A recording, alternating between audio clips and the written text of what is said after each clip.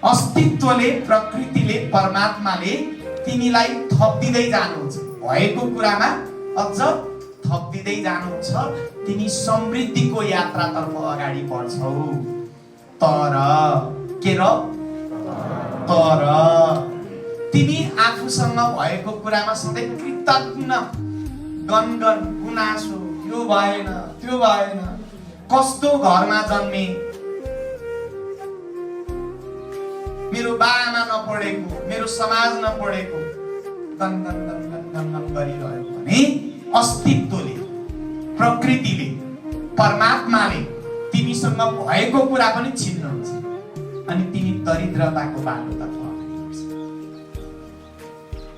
त्यो किताबको जिस्ट यही हो। हेर्नुहोस् न, कति गहिरो ज्ञान छ। त्यसैले आजबाट हाम्रो गाउँपालिकालाई समृद्ध बनाउन चाहने हो भने आज यो हलमा रहेका तपाईहरु सबैजनाको सोच के हुनु पर्यो? समृद्ध हुनु पर्यो।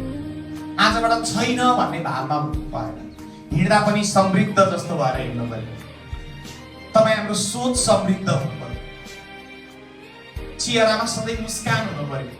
जसरी एउटा कन्फिडेन्ट मान्छे, बादशाह, समृद्ध मान्छे हिँडेको जस्तो तपाई हामी गाउँपालिकाका प्रत्येक गाउँवासी समृद्ध भएर हिँड्नु पर्यो। लगाई खुवाई त्यस्तै बनाउनु पर्यो कि होइन? हजुर, हरेक कुरा के सधैँ छ भन्ने भावना बस्नुहोस्।